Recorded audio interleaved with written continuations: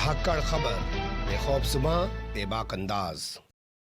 धाकड़ खबर में आपका स्वागत है। मैं आपके साथ हूं अकरम रईस खान। उत्तर प्रदेश के लखनऊ में एक घटना घटी है। मैं उसको घटना कह इसलिए रहा हूं क्योंकि उसका जो घटनाक्रम है वो इतनी तेजी से घटा है कि शायद इतनी तेजी से घटनाएं भी नहीं घटती हैं।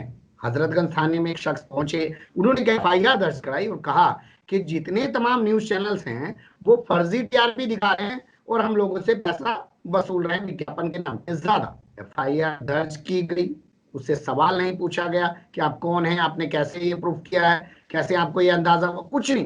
एफआईआर दर्ज हुई और चंद ही घंटों के अंदर पूरी जांच को सीबीआई के हवाले कर दिया गया। तो इससे और सवाल पैदा हो गए कि भैया उत्तर प्रदेश जैसे राज्यों में तो लोग सीबीआई से जांच कराने के लिए धरने प्रदर्शन करते रहते हैं, हाई कोर्ट तक जाते हैं, सरकार के दरवाजे पर लटके रहते हैं, तो अब जाके कहीं सीबीआई जांच होती है और वो भी सीबीआई जांच की सिफारिश करने के बाद भी सीबीआई जांच शुरू नहीं करती है। यहाँ तो सीबीआई जांच शुरू करने जा रही है। तो क्यों हुआ ऐसा, ये एक बड़ा सवाल है। और वो शख्स कौन है जो अपने आप को एक कंपनी का प्रमोटर होने का दावा कर रहे हैं और कह रहे हैं कि उत्तर प्रदेश में भी फर्जीवाड़ा हुआ है टीआरपी का महाराष्ट्र की तरह। लेकिन महाराष्ट्र की तरह यह नामजद एफआईआर नहीं की गई है। तो इन सारी चीजों को समझने की कोशिश करेंगे। हमारे साथ जुड़ रहे हैं देश के जाने माने पत्रकार रवि अरोड़ा जी, जो उत्तर प्रदेश की राजनीति पर और यहाँ के क्राइम पर और यहाँ की घटनाओं पर बड़ी बारीकी से अपनी नजर रखते हैं। और आए दिन कई बड़े अखबारों में आपके कॉलम छपते रहते हैं, आर्टिकल छपते रहते हैं। बहुत शुक्रिया सर हमें वक्त देने के लिए। नमस्कार। नमस्कार। नमस्कार सर। मेरा पहला सवाल आपसे यही है कि ये हजरतगंज थाने में जो एफआईआर दर्ज हुई, अगर आप विस्तृत रूप से इसके बारे में कुछ जानकारियां बता सके। अकरम जी, इसमें शुरुआत होती है 8 अक्टूबर को, जब मुंबई पुलिस के कमिश्नर एक प्रेस कॉन्फ्रेंस करके ये दावा करते हैं कि टीआरपी की चोरी हो रही है, यानी कि टीआरपी के नाम पर कुछ कंपनियां बदमाशी कर रही हैं और उसमें कुछ न्यूज चैनल, टीवी चैनल उसमें शामिल हैं और खास तौर पे रिपब्लिक टीवी का नाम उसमें निकल कर आता है। रिपब्लिक टीवी आप जानते हैं अर्नब गोस्वामी का, जो सरकार की गोद में बैठे हुए हैं। और अर्नब गोस्वामी का कहना है कि ये मामला मेरे खिलाफ इसलिए बनाया गया क्योंकि सुशांत सिंह राजपूत मामले में उन्होंने मुंबई पुलिस के खिलाफ बड़ी सख्त खबरें की थी, इस वजह से मुझसे बदले की कार्रवाई की जा रही है। तो इस तरह से मुंबई पुलिस उस मामले में 6 लोगों की गिरफ्तारी करती है और इसमें आशंका अर्नब गोस्वामी को लगती है कि मेरे खिलाफ भी गिरफ्तारी की कार्रवाई हो सकती है। वो मुंबई हाई कोर्ट जाते हैं, उसके बाद वो सुप्रीम कोर्ट का दरवाजा खटखटाते हैं, सुप्रीम कोर्ट उन्हें वापस हाई कोर्ट भेजता है। तो कुल मिलाकर ये लग रहा था कि अर्नब गोस्वामी इस मामले में गिरफ्तार हो सकते हैं, क्योंकि आपको पता होगा कि एक बार्क संस्था है जो टीवी चैनल्स कौन कौन से देखे जा रहे हैं इसकी एक रिपोर्ट बनाकर जारी करता है। उसी आधार पर विज्ञापन दाता टीवी चैनल्स को विज्ञापन देते हैं। तो ये एक पूरी व्यवस्था है। उस व्यवस्था में सुराग करने की कोशिश हुई थी जिस मामले में अर्नब गोस्वामी का नाम निकलकर आया था। इसी मामले में मुंबई पुलिस 13 तारीख को उत्तर प्रदेश के मिर्जापुर में एक व्यक्ति को गिरफ्तार करती है जो मुंबई में इस तरह का काम कर रहा था उनके साथ मिलकर, और वो मिर्जापुर का रहने वाला था और लॉकडाउन की वजह से अपने गांव में आया हुआ था। तो वहां मिर्जापुर के एक गांव से उसको, विनय वर्मा उसका नाम था, उसको पुलिस उठा लेती है और गिरफ्तार कर लेती है। अब इस मामले में चूंकि सख्ती बढ़ती जा रही थी, शिकंजा कसता जा रहा था अर्नब गोस्वामी के खिलाफ, तो ये इसमें 17 तारीख को हजरतगंज थाने में एक कमल शर्मा नाम के व्यक्ति एफआईआर कराते हैं कि यूपी में भी टीआरपी चोरी हो रही है।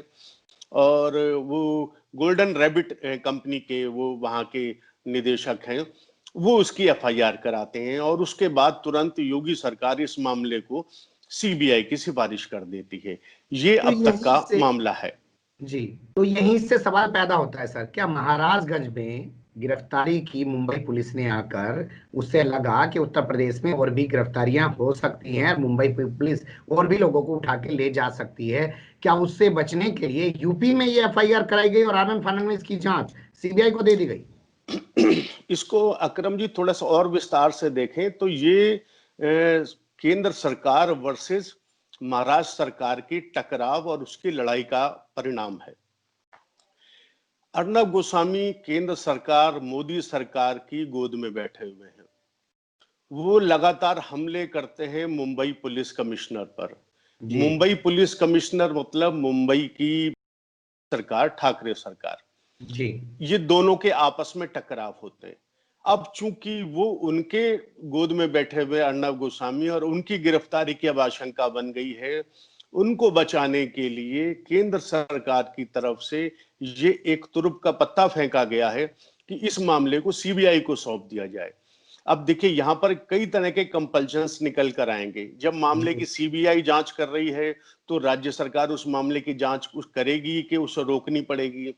जी अगर राज्य सरकार मुंबई पुलिस अर्नब गोस्वामी को गिरफ्तार करने का प्रयास करती है या उन्हें सम्मन कर सकती है तो वो कोर्ट में जा सकते हैं कि मेरे खिलाफ तो ऑलरेडी इस मामले में सीबीआई जांच हो रही है और सीबीआई बड़ी एजेंसी है, तो जब जी तक उसका परिणाम ना आ जाए तब तक इस मामले की गिरफ्तारी पर रोक लगाई जाए। या ये भी कह सकते हैं कि पूरी जांच ही सीबीआई को दी जाए, क्योंकि वो पहले जी से ऐसी मांग करते आ रहे हैं कि जी मामले की सीबीआई जांच कराई जाए। तो जी ये मुझे लगता है अर्नब गोस्वामी को बचाने के लिए इस तरीके से यूपी में एफआईआर, ये जो गोल्डन रैबिट कंपनी है दिल्ली की है, यूपी की नहीं है। जी यूपी के तो वो वहां के निदेशक हैं कमल शर्मा जो हैं, और उनके बारे में भी निकल कर आ रहा है कि ये कोई सरकारी कंपनी है। इट जी मीन्स ये जो मामला निकल कर आ रहा है ये सरकारियों के आपसी टकराव का मामला है और जी हर सूरत उसको अर्नब गोस्वामी की गिरफ्तारी को रोकने के लिए किया जा रहा है। वरना आप देखें ना, इतने बड़े बड़े मामले होते हैं, कहाँ सीबीआई रिपोर्ट जांच होती है, लोग सड़कों पे आ जाते हैं, तमाशा दुनिया भर का होता है, इतने हंगामे होते हैं, बड़े जी बड़े कांड उत्तर प्रदेश में हो चुके, कोई सीबीआई जांच नहीं होती। एक ऐसा मामला जिसका सामान्य नागरिक से कोई लेना देना नहीं है, उसमें जी सीबीआई जांच हो रही है। एक तो ये सामान्य सरासर, नागरिक से हाँ, ये एक सरासर वही मामला है। एक सामान्य नागरिक से कोई लेना देना नहीं है, लेकिन आनन फानन में एफआईआर दिल्ली की एक कंपनी, उत्तर प्रदेश में रहने वाले उसके एक शख्स दर्ज करा देते हैं एफआईआर और उसके बाद सीबीआई को दे दी जाती है जांच। तो बहुत सारे सवाल तो पैदा होंगे। क्या इसको अगर मैं और विस्तार करूं, मिर्जापुर से आगे ले जाने की कोशिश करूं, उत्तर प्रदेश से ही प्रधानमंत्री आते हैं सर, उत्तर जी प्रदेश से ही पूरे देश की राजनीति इस वक्त चल रही है। अगर ये कहा जाए कि दिल्ली को अगर कोई चला रहा है तो उत्तर प्रदेश चला रहा है, तो मुंबई पुलिस जिस तरीके से उत्तर प्रदेश में मिर्जापुर के रास्ते घुसने की कोशिश कर रही थी, उसको रोकने की ये भरपूर कोशिश की गई है। बिल्कुल की गई है। मैंने जैसे पहले कहा कि ये सरकारों के आपसी टकराव, ये आप देखें कि जिस दिन से ठाकरे सरकार बनी है उस दिन से केंद्र सरकार से उसका टकराव जारी है। समय समय पर मुद्दों को लेकर ये टकराव सामने उभर कर आता है। तो इस मामले में भी जिस तरह से केंद्र सरकार के आदमी पर उन्होंने हाथ डाला तो उसको बचाव के लिए किया गया। देखिए इसको आप और विस्तार में जाएं तो इसके तीन पहलू हैं। जी एक बात तो आप ये देखें कि जो ये बार्क संस्था है जो टीआरपी निर्धारित करती है, जी ये एक स्वतंत्र संस्था है जी और हालांकि उसमें भी तमाम तरह की गड़बड़ियां होती हैं और अब से नहीं, बहुत पहले से होती आई हैं। टीआरपी चुराने के और तमाम तरीके हैं, ये जी तरीका तो पहली बार सामने निकल कर आया है। जी बार्क संस्था पर भी नकेल कसने के लिए हो सकता है कि ये जांच बैठाई गई हो। जी अर्नब गोस्वामी को तो बचाने का तरीका था ही था। जी तीसरी एक बात इसमें देखें कि इसको जांच कराने के बाद टीआरपी मामले में इसमें लाभान्वित कौन होते? जी लाभान्वित होते उद्योगपति, बड़े बड़े मैन्युफैक्चरर होते हैं जिनके बड़े बड़े ब्रांड हैं, विज्ञापन वो देते हैं। विज्ञापन कौन सा आएगा कौन सा नहीं आएगा ये वो तय करते हैं कि कौन सा टीवी चैनल ज्यादा देखा जा रहा है। जो ज्यादा जी देखा जा रहा है उसको उस हिसाब से विज्ञापन मिल जाते हैं।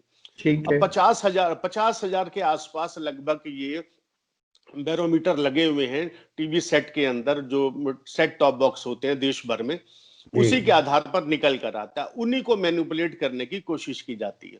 तो जी इसका फायदा, अगर जांच होती है, चोर पकड़े जाते हैं, उसका फायदा किसको? उद्योगपतियों को जो विज्ञापन देते हैं। आपका मेरा या सामान्य आदमी का तो इससे कोई लेना देना नहीं है। तो ये तो सिर्फ अब ये इस बात को तो आप भी अच्छी तरह समझ लें कि ये सरकार उद्योगपतियों को लेकर, पैसे वालों को लेकर कितनी संवेदनशील है। आम आदमी को लेकर उसकी संवेदनशीलता आपने देख ही ली होगी कि लॉकडाउन में महीनों तक लोग पैदल चल चल के घर पहुंचे। उनके प्रति तो आपने देख लिया कितनी सरकार संवेदनशील है। और इनकी संवेदनशीलता आपने ये देख ली कि मामला तुरंत दर्ज होता है, तुरंत सीबीआई को जांच चली जाती है। लाभान्वित वही लोग होंगे। एनबीए ने इस एफआईआर के दर्ज होने पर और जांच आनन फानन में सीबीआई को दबे पांव सौंप दिए जाने पर सवाल खड़े किए हैं। रजत शर्मा ने कल बाकायदा एक ट्वीट किया और कहा कि सीबीआई इस जांच को ना करे, क्योंकि ये जांच जो है बहुत कुछ कहलाती है। जिस तरीके से एफआईआर दर्ज हुई, जांच शुरू की गई, इस जांच में मुझे जो लगता है सबसे बड़ा लूपहोल है सर, वो ये कि किसी को नेमडी नहीं किया गया है। तो क्या ये सबको डराने की कोशिश है? मुझे लगता है सबको डराने के लिए रजत शर्मा का जो बयान है, रजत शर्मा तो अर्नब गोस्वामी के खिलाफ शिकायतें लगातार करते आ रहे हैं।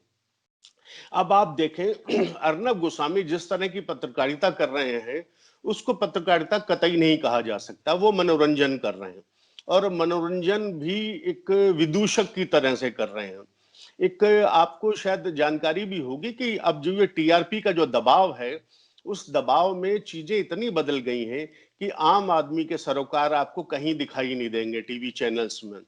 जी। साहित्य के तो बारे में तो आपने कभी सुना ही नहीं हुआ कि साहित्य से संबंधित भी कभी कोई खबर किसी तरह से वहां वो लोग दिखाते हो।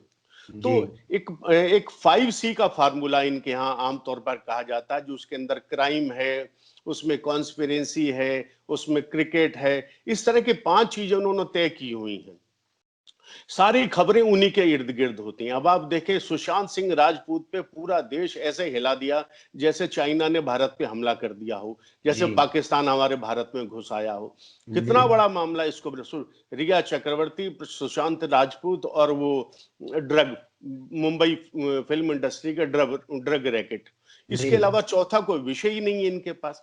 तो ये जो अर्नब गोस्वामी जिस तरह की पत्रकारिता कर रहे हैं, ये सारी पत्रकारिता उन्होंने शुरू की है। हालांकि पहले भी होती थी, लेकिन जिस हद तक उसमें कीचड़ इन्होंने उड़ेला है, उससे रजत शर्मा भी बहुत नाराज है। हालांकि रजत शर्मा भी खुद इसी तरह की पत्रकारिता करते रहे हैं। तो ये आपस में एक इनका कंपटीशन है और आपस में प्रतिद्वंद्विता की लड़ाई है।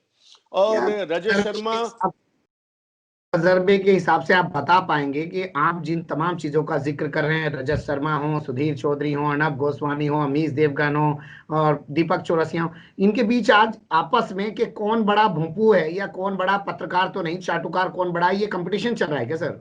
ये बिल्कुल चल रहा है। और ये आप ये देखें 2014 से तो बहुत तेजी से चला है, पहले भी चला करता था। पहले भी टीवी चैनल स्पष्ट दिखाई देता था कि ये फलाना पार्टी का टीवी चैनल है, ये फलाना पार्टी का टीवी चैनल है। 18 से ज्यादा टीवी चैनल्स के मालिक मुकेश अंबानी हैं। मुकेश अंबानी केंद्र सरकार, और एक ही बात है, कोई कह सकता है केंद्र सरकार मुकेश अंबानी चला रहे हैं और कोई कह सकता है कि मुकेश अंबानी को केंद्र सरकार चला रही है, वो तो एक ही बात है। तो इस तरह की पत्रकारिता तो हो ही रही थी, पहले भी हो रही थी। 2014 के बाद तो एक इनमें आपस में जंग शुरू हो गई है कि कौन बड़ा तलवा चाटने वाला है। अब आप देखें रजत शर्मा बहुत माइल्ड तरीके से काम करते थे, सुधीर चौधरी खुलकर सामने आ गए, दीपक चौरसिया नंगा होकर काम करने लगे, और अर्नब गोस्वामी तो बिल्कुल पागलों की तरह से, अब आप ये देखें जिस तरह से वो पेश आते हैं टीवी चैनल पर, वो कतई पत्रकार नहीं लगते। आप कभी देखिए गौर से कि किस तरह से वो धमकाते हैं, डराते हैं, चिल्लाते हैं, चीखते हैं। ये कौन सी पत्रकारिता हो रही है? क्या हमने आपको तो कभी इससे पहले सुनी नहीं थी। जी, क्या आपको लगता है, जनता की बात करते हैं, जनता की बात कर लेते हैं, क्या आपको लगता है जनता इस पत्रकारिता में सुधार चाहती है या उसको मजा आ रहा है ये सब देखने में? क्योंकि कुछ लोग ये कह रहे हैं कि जनता यही देखना चाहती है। नहीं, मैं इससे कतई सहमत नहीं हूं। जनता अगर ये देखना चाहती होती तो लोग टीवी चैनलों के आगे चिपके रहते। मैं तो जितने लोगों को जानता हूं, अधिकांश लोग मुझे ये कहते हैं कि हम न्यूज चैनल नहीं देखते, बिल्कुल नहीं देखते। जहां तक मैं अपनी बात बताऊं, एक जमाने में मैं भी टीवी चैनल्स और न्यूज चैनल लगभग 1.5-2 घंटा देखता था। सारे न्यूज चैनल्स पलट पलट कर देखता था कि कौन कौन सी स्टोरी कर रहा है। अब जब सारा दिन क्रिकेट की बात होगी, रिया चक्रवर्ती की, ड्रग की और सुशांत राजपूत की, या चाइना ने ये कर दिया और पाकिस्तान पे हमने ये कर दिया, ये सब तमाशे देखना कोई नहीं देखता। मुझे नहीं लगता लोग जो टीआरपी जो ये खेल सामने आ गया ये सब फर्जी टीआरपी है। आमतौर पर न्यूज चैनल अब लोग नहीं देखते क्योंकि ये न्यूज चैनल रहे नहीं, अब ये मनोरंजन चैनल रह गए हैं। और मनोरंजन के लिए जब हमारे पास दूसरे टीवी चैनल हैं तो हम इनका मनोरंजन क्यों देखेंगे? उसके अंदर तो पूरे परिवार के झगड़े और सब तमाम तरह के मनोरंजन के साधन दिखाई देते हैं। इनकी इस तरह की बकवास कोई क्यों देखेगा? मुझे नहीं लगता लोग इनको पसंद करते हैं। एक चीज आपने और देखी होगी, दोपहर 2 बजे से लेके 4 बजे के बीच या कभी 12 बजे से ही शुरू हो जाते हैं, 4 बजे के बीच हर चैनल पे सास बहू और साजिश झगड़े दिखाए जाते हैं। यानी कि इनके पास खबरें नहीं होती तो उस टाइम वो मनोरंजन भी देने लग जाते हैं। ये मुझे लगता है कि जो ऊपर ऊपर बैठे हुए लोग हैं, जो समाज में नीचे उतर कर नहीं देखते कि वो क्या हो रहा है, वो पुराने तरीके से चीजों को देखते हैं। वो हर चीजों को बड़े भड़काऊ तरीके से पेश करते हैं। ये सास बहू के झगड़े जो वो दिखा रहे हैं, जिस अपर क्लास को दिखाते हैं, जिस बड़े बड़े घरों में दिखाते हैं वो लोग रह रहे हैं, कितने आलीशान वो कपड़े पहनते हैं, कितना भव्य उनका रहन सहन है, उनमें सास बहू के तो झगड़े शायद मुझे लगता होते भी नहीं होंगे, क्योंकि सास अपने कमरे में, बहू अपने कमरे में। जिन घरों में सास बहू के झगड़े होते हैं वो घर तो ये दिखाएंगे ही नहीं। तो वो सब तो ये फेक मामले हैं, सब फेक हैं। और सरासर हमें भ्रमित करने का, आम आदमी को भ्रमित करने का ये षड्यंत्र है, इसके अतिरिक्त और कुछ नहीं है। बहुत शुक्रिया सर, आपने बहुत बारीकी से तमाम चीजों पे रोशनी डाली। लेकिन बड़ा सवाल यही कि क्या सीबीआई जांच होगी या नहीं होगी, होगी तो किस दिशा में वो जाएगी, उस पर नजर बनाए रखेंगे और फिर आपसे जुड़ने की कोशिश करेंगे। बहुत शुक्रिया हमें वक्त देने के लिए। धन्यवाद, नमस्कार।